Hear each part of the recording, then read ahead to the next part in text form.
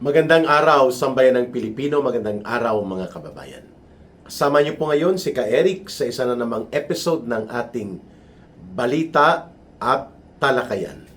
Pag-usapan nga natin ito, mga kababayan, ang mainit na pagkakaroon ng kontrobersiya sa latest na naging liham ng pahayag or open letter na sinulat o na post ni celebrity actress Angel Locsin. No? Kilala natin ito, si Darna, si Mulawin, at sikat ito na artista si Angel Locsin.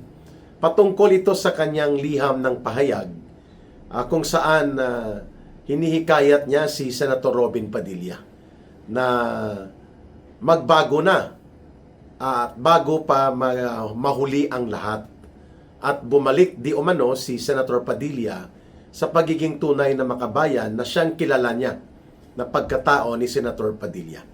Ito po ay parang reaksyon ni Miss Angel Locsin sa naging pahayag ni Senator Padilla na naniniwala siya sa ideolohiya at mga prinsipyo ng komunismo minus yung karahasan, yung mga terrorist component or terrorism acts na ginagawa ng kadalasan attributed sa organisasyon na pinanggalingan ko. Dati na naging bahagi ako at ang iba pang mga kadre at mga leaders nitong organisasyon ng CPP, NPA, NDF na karamihan sa amin ay nagbalik loob na rin po at niyakap ang landas at buhay ng kapayapaan sa ilalim ng pag-iral ng batas sa ating lipunan. Ngayon, ang mga pagpupuna na ito ni Angel Locsin ay very loaded.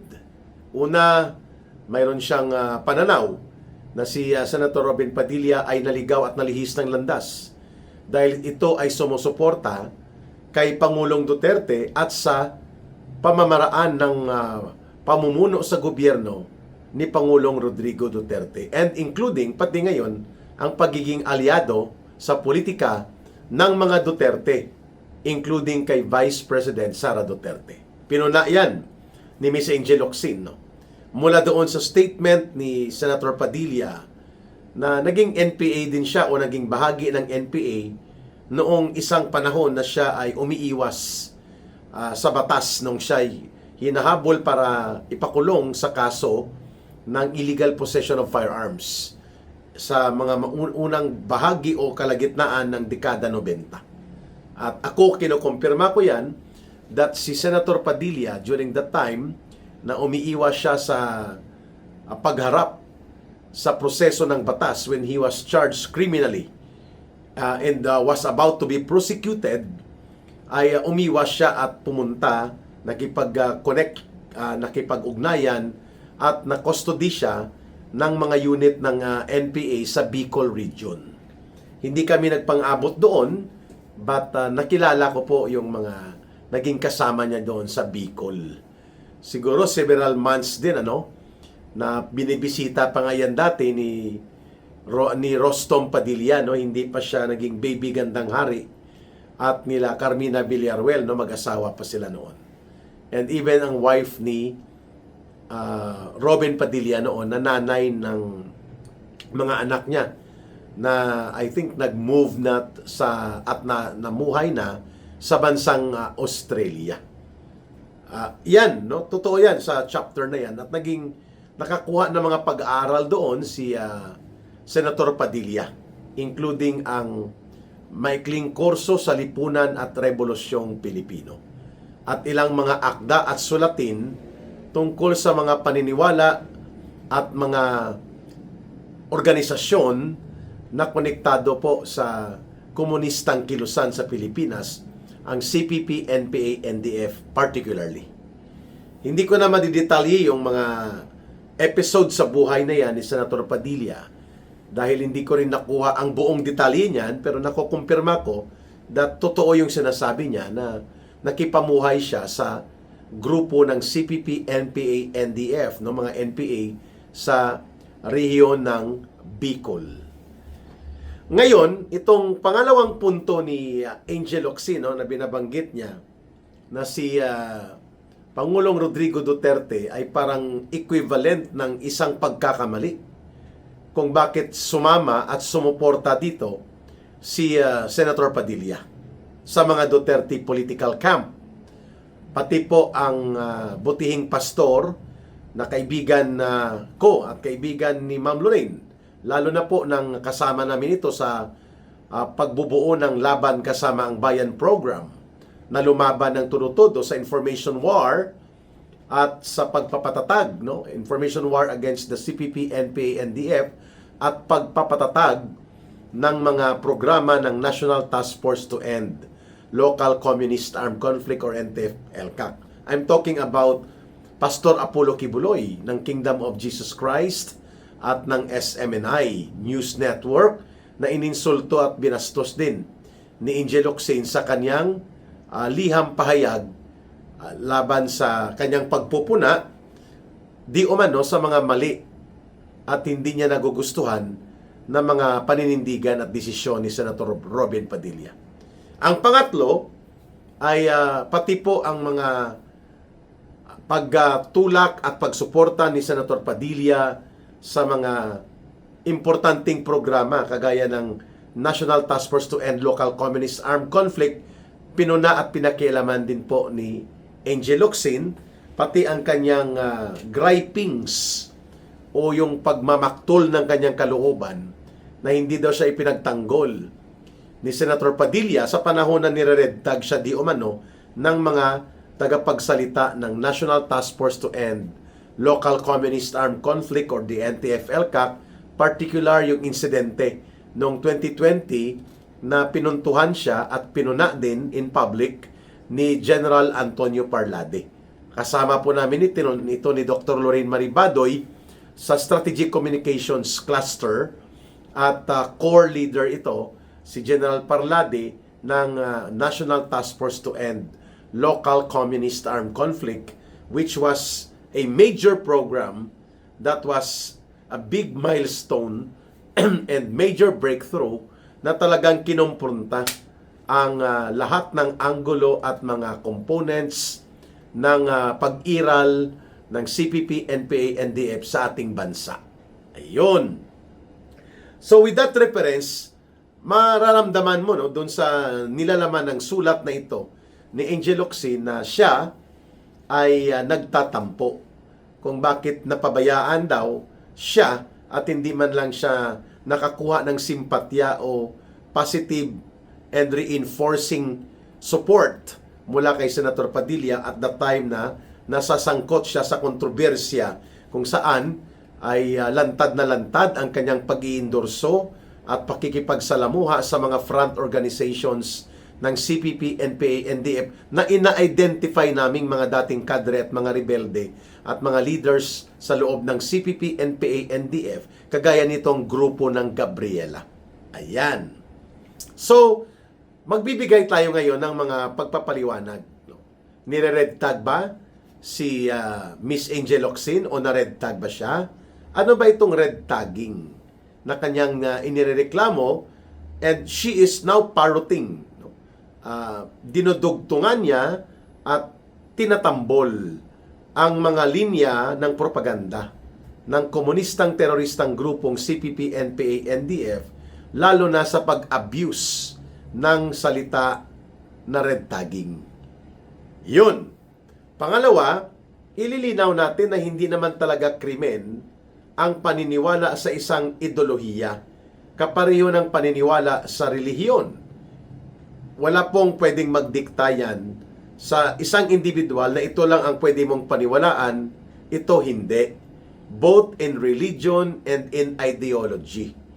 Halimbawa, kung naniniwala ka, kung si Ma'am Lorraine pa sa example niya sa aming programa sa Bigwas ng Agila, na ang spaghetti ay symbolism ng isang espiritual na kapangyarihan at para sa iyo ay pwedeng sambahin ang spaghetti, sa paniniwala mo, rerespetuhin ka ng Estado, rerespetuhin ka ng gobyerno sapagkat yan ay universal human rights at nasa Bill of Rights din po yan. na ginagarantiya at pinoproteksyonan ng ating saligang batas. Pero ibang bagay na ipipilit mo ang paniniwala mo na ang spaghetti ay isang espiritual na simbolo ng paniniwala sa Diyos na makapangyarihan at ipipilit mo sa isang tao with coercion and other forms of force, magkakaroon ka ngayon ng problema dahil lumalabag ka sa mga limits of the law. Hanggang doon lang sa paniniwala. Pag gumawa ka ng hakbang na ipilit mo at ikumpas ang paniniwala mo at lumabag ka na sa mga batas ng pamimilit, laban yan sa batas, mali yan, pwede kang kasuhan at makulong o ipapahuli ka ng Estado. Hindi dahil sa paniniwala mo, kundi dahil sa iyong ginawa. Ganon din po sa ideolohiya. Kung naniniwala ka, kaparin ang binanggit ni Senator Padilla, na may mga elemento ng ideolohiya sa paniniwalang komunista na tama. Hindi po mali na maniwala doon.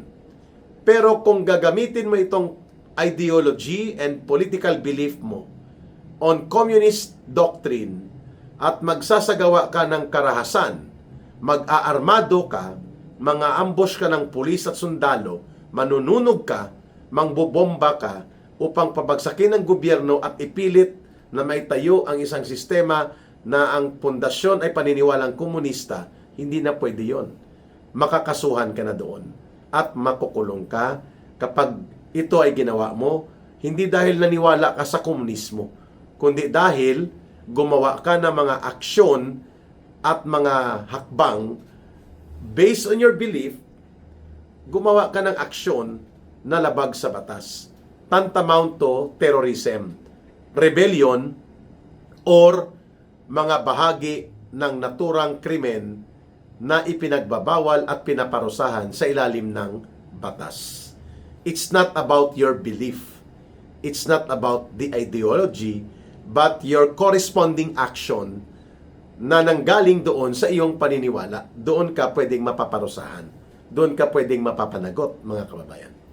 So ako, naniniwala din ako na may mga elemento ang komunismo na tama, alimbawa, ang pagmamay-ari ng mga monopolyo na pagmamay-ari ng malalaking negosyo at malalaking mga pribadong pagmamay-ari sa gamit sa produksyon at ekonomiya like lupain, mga kagubatan, mga minerals, yung mga makinarias, mga bangko, sistema ng pananalapi. Sa sistemang komunista o sa sistemang sosyalista, kung saan po malakas ang interbensyon ng isang gobyerno or political authority and state power, nire-regulate po ito or kinokontrol. At hindi pwede na iisa, dalawa o ilang pamilya lang ang sumasakop ng kapangyarihan, disposisyon, pag-angkin at pakikinabang sa napakalawak na resources ng isang bayan o ng isang bansa o ng isang lipunan.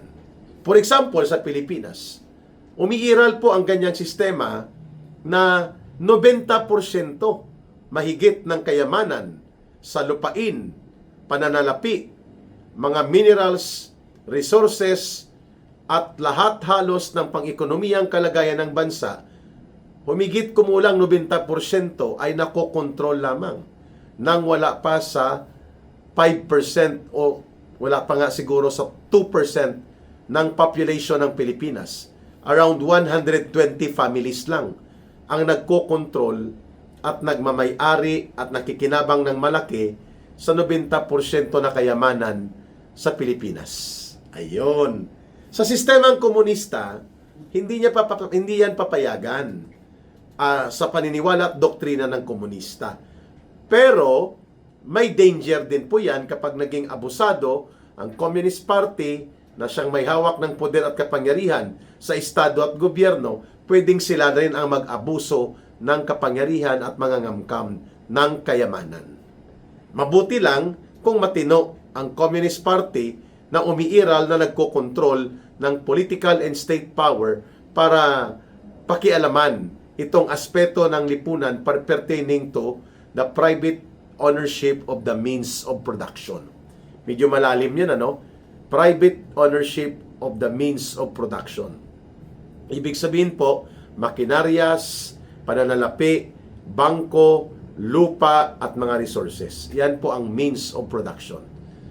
Ang sistema at paniniwalang komunismo ay isang paniniwala na dapat makikinabang ang lahat ng bahagi ng mamamayan at lipunan, hindi lamang ang iilan na mga pamilya na siyang may kontrol sa naturang mga resources na binanggit ko, which are being referred to in the political economy as the means of production and variables of economic power.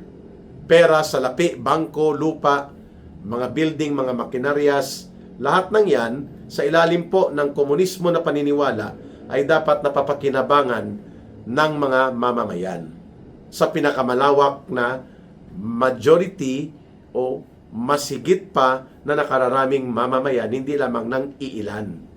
Ang sosyalismo ay medyo pinsan o mababang bahagi ng komunismo. Ang sosyalismo ay mag-proceed papuntang komunismo. Because sa sistemang komunismo o sa paniniwalang komunismo, dapat wala na ang mga iba't ibang uri o class divide ng isang lipunan. Kaya classless society. Kaya in fact, kung pagpakinggan mo, yung kanta, the very popular, one of the iconic songs na ginawa nila John Lennon at ng asawa niyang si Yoko Ono, yung title ay Imagine.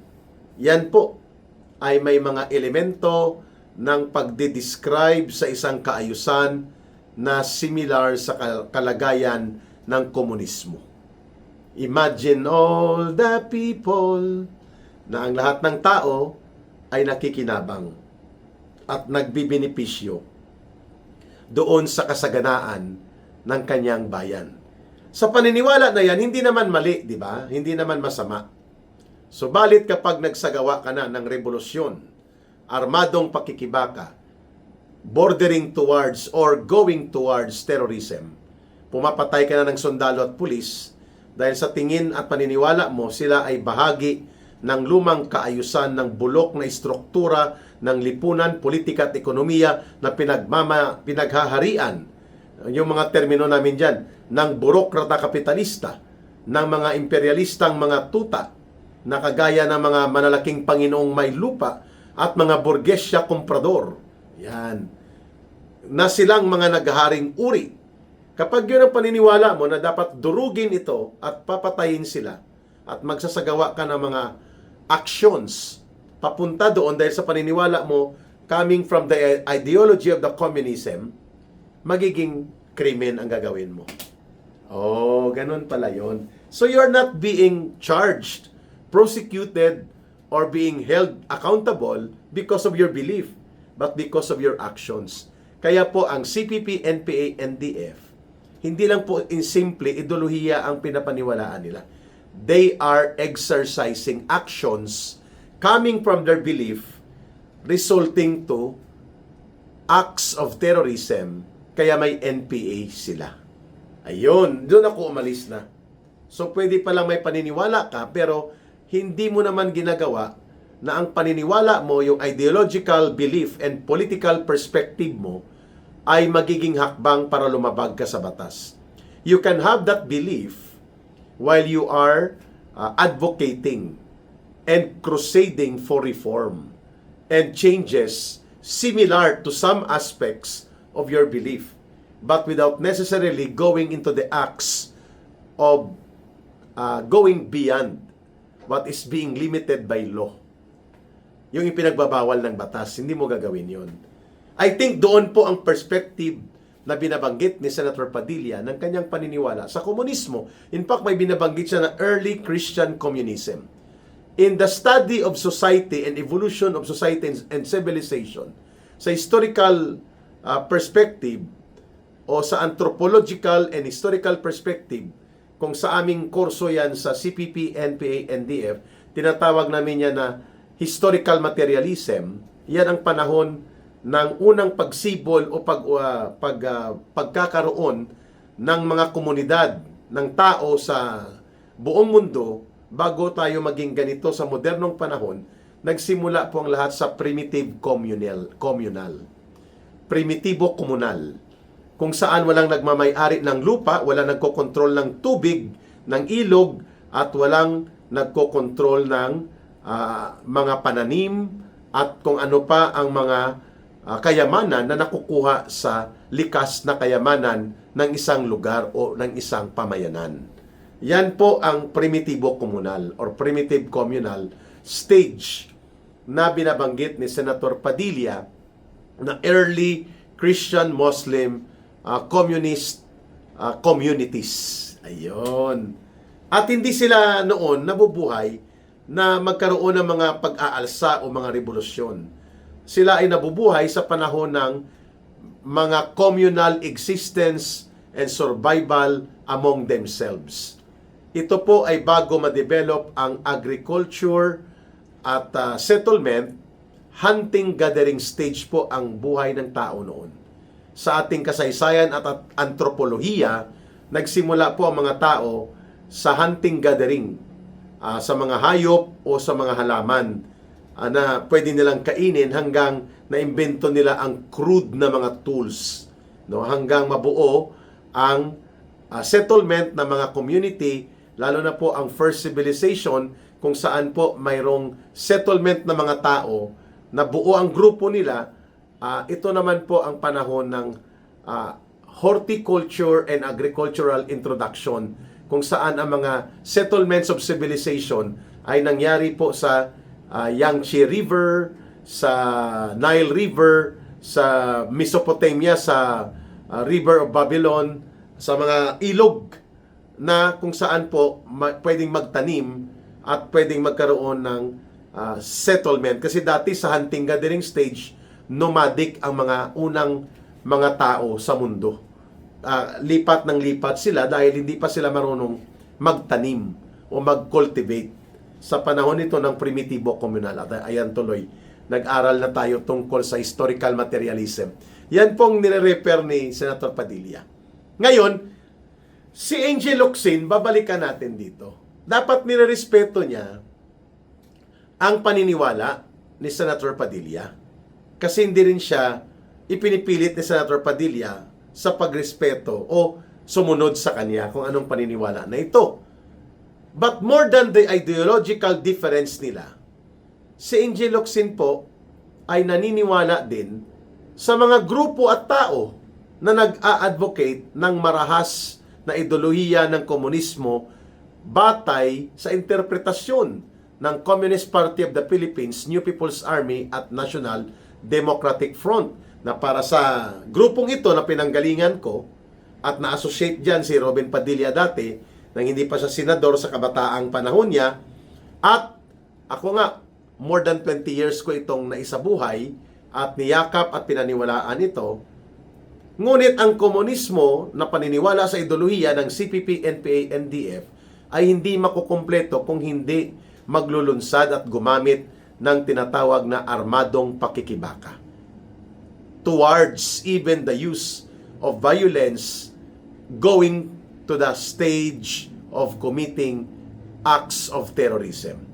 Kaya tinatawag na ang CPP, NPA, NDF ngayon na Communist Terrorist Group. Kasi hindi lang karahasan ang kanilang ipinapakalat, kundi karahasan na wala ng pakundangan pati sa pagwasak ng inosenteng buhay ng mga sibilyan, lalong-lalo na ang mga kabataan na pinagre-recruit nila at parang mga ino-offer sa altar ng madugong revolusyon nila for the last 57 or 58 years, mga kababayan. Yan. Doon naman pinupuna namin ni General Parlade, nila Dr. Lorin Madoy, ang paniniwala na yan ni Angel Locsin. Dahil ang mga sinasamahan niyang grupo ay mga front organizations na binuo, pinapatakbo, pinamumunuan at kinukumpasan at ginagamit ng CPP, NPA, NDF para mag-recruit sa mga kababaihan at kabataan itong Gabriela. At May kapatid naman talaga si Angel Locsin na nag-NPA talaga. Itong si Ella Colmenares. At na-assign yan sa NPA unit sa Southern Tagalog, particular sa Polillo Island sa Quezon Province. Ayan. So, ang malisyoso at baluktot na pananaw ni Miss Angel Locsin na nanggagaling sa CPP, NPA, NDF na mga diskarte sa ideolohiyang komunista na may karahasan na kaakibat at mga paggamit ng terorismo, pamimilit at karahasan madugo na pamamaraan na tinatanggap posible ni Angel Locsin pati dito sa mga front organizations na lumalangoy at nauugnayan siya at nagiging bahagi siya ng mga network kagaya ng Gabriela. Hindi po red tagging kapag pinupuna ka batay sa katotohanan at batay sa tamang perspektiba na ang iyong sinasamahan ay talaga naman pong bahagi ng urban operations ng CPP, NPA, NDF na tinatawag na front organizations. Kagaya ng Gabriela, mga party list nila. Now, dapat maintindihan ito ni Angel Locsin na ang pagsasabi ng katotohanan at ang pagsasagawa ng red tagging, kung red tagging man ang tawag nila, doon sa tamang target at totoong mga tao at organisasyon at mga pangyayari na nasasakop sa pag-iral ng komunistang teroristang grupong CPP, NPA, NDF, mapaarmadong unit nila sa kanayunan sa NPA sa mga bundok at kanayunan at mga baryo o sa mga front organizations nila nagkukunwari mga aktivista at mga NGO or non-government organizations o mga advocates lamang, ang pagbubunyag at pag-identify sa kanila correctly, the way ina-identify itong Gabriela at kapariho nitong mga kabalahibo na front organizations, hindi po yan red tagging na mali. Yan ang tamang red tagging. At dapat maintindihan niya ni Angel Locsin, the word red refers yan politically as term sa mga komunistang grupo at mga rebelding grupo na konektado sa komunistang mga kilusan kagaya ng CPP, NPA, NDF. Kaya red tagging. Kasi kung sila ay mga environmental warriors at ang advocacy nila ay ang pagtatanggol sa kalikasan at mga kapaligiran, edi ang tawag sa kanila kapag sila ay ganon ka-passionate, ganon ang kanilang ideology, green ideology, ang gagawin sa kanila, pag-identify sa kanila ay green tagging. Hindi red tagging. Dahil sila ay mga komunista at network ng komunistang terorista, tama lang na nire-red tag sila sa tamang definisyon, sa tamang pagpapahayag at tamang pag-identify sa kanila. Hindi po mali per se ang red tagging.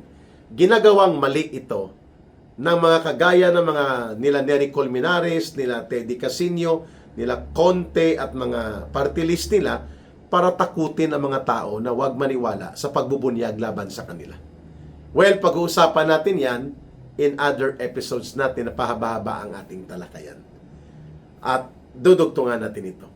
Maraming salamat sa inyong pagtitiwala at pakikinig, panonood at pagsubaybay sa Ka Eric Celis YouTube channel at sa ating Facebook na Jeffrey Ka Eric Celis 2.0 at aming programa na Bigwas ng Agila. Mabuhay po kayo. Bye for now. Ito po si Ka Eric.